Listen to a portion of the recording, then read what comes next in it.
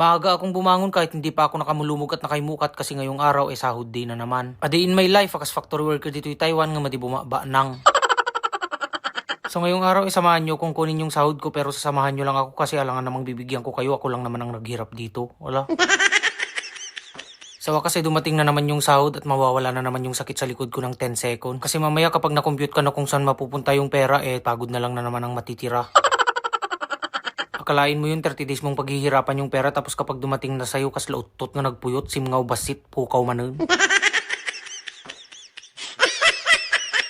At nung ma-withdraw ko na nga yung sahod ko, diretso compute na. Bayad ti kastoy, bayad ti kasjay. Gastuk tong kastoy, gastuk tong kastaso. Sawanan no kininanak di.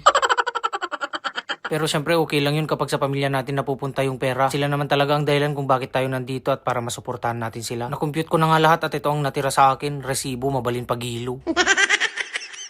Kung may padala ko na yung ibang sahod ko, bibili naman ako ng 5 kilong itlog para may ulam na naman ako ng isang buwan. Bumili na rin ako ng kape para madagdagan yung nervyos ko kung kaya ba talaga ng titirang pera ko hanggang sa next sahod ko. Sana all.